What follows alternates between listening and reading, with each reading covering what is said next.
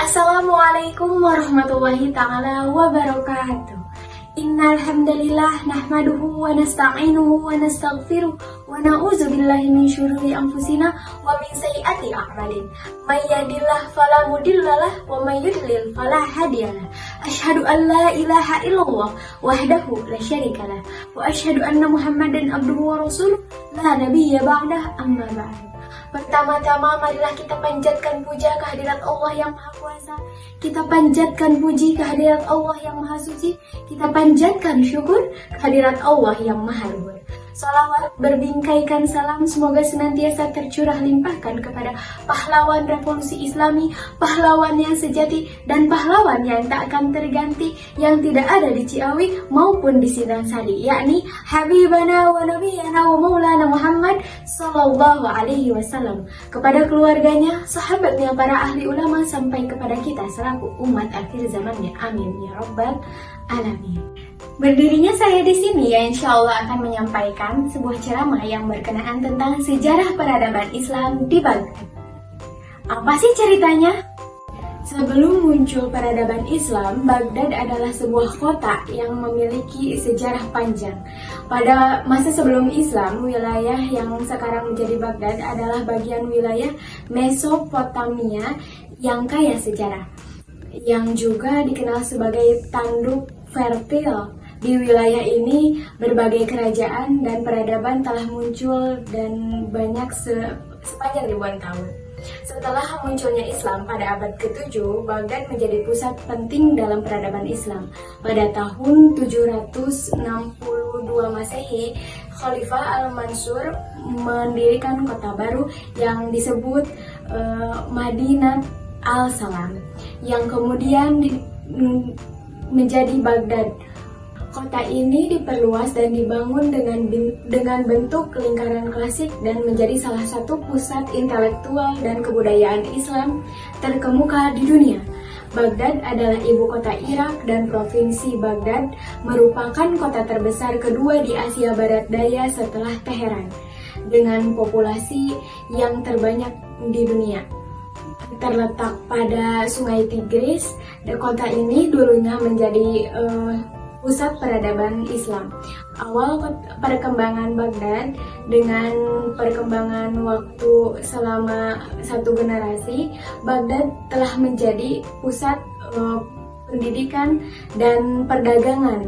Beberapa sumber memperkirakan ia hanya memiliki lebih dari 1 juta penduduk, meski yang lainnya menyatakan bahwa angka sebelumnya bisa jadi lebih dari atau kurang dari angka tersebut. Pada abad ke-8 dan 9, Baghdad dianggap sebagai kota terkaya di dunia.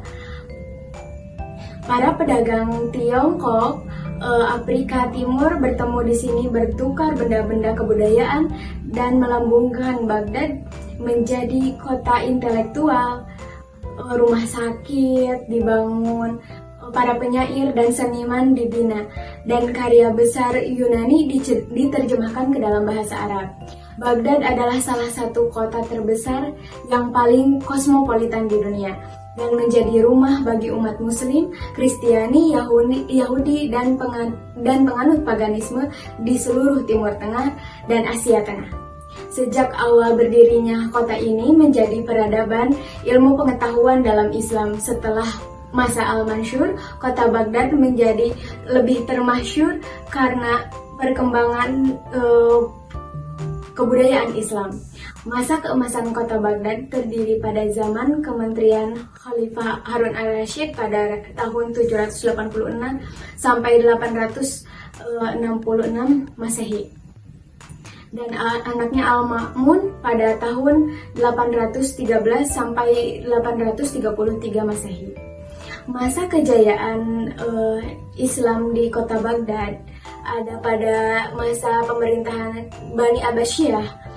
Baghdad menjadi sumber intelektual, musik, puisi, kesastraan, filsafat, dan mulai berkembang. Di antara ilmuwan-ilmuwan yang terkenal pada masa itu ada Al-Khawarizmi, pakar astronomi dan matematika, Arloji, pakar kedokteran dan ahli fisika, Al-Ghazali, pakar sufi dan filosof. Yang keempat ada Ibnu Haytham, Ibnu Sina, Imam Abu Hanifah, dan selanjutnya ada Imam Hambali, Junaid al-Baghdadi, Abdul Qadir al-Jailani, Abu al-Barakat al-Baghdadi, Ibnu Jazlah, Abu Nawas.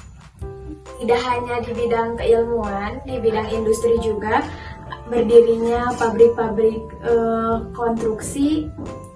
Terus ada wall, ada ikan dan ada kuda. Terus ada pertanian, ada pun kemunduran dinasti Abbasiyah disebabkan oleh faktor internal dan faktor eksternal. Di antaranya ada faktor internal, yang pertama ada lemahnya khalifah, yang kedua ada persaingan antar bangsa, yang ketiga ada kemerosotan di bidang ekonomi, yang keempat ada konflik keagamaan, dan faktor eksternalnya ada yang pertama ada perang salib, dan yang kedua ada serangan buah-buahan dari cucu jenis. Mungkin sekian yang dapat saya sampaikan. Terima kasih. Wassalamualaikum warahmatullahi taala wabarakatuh.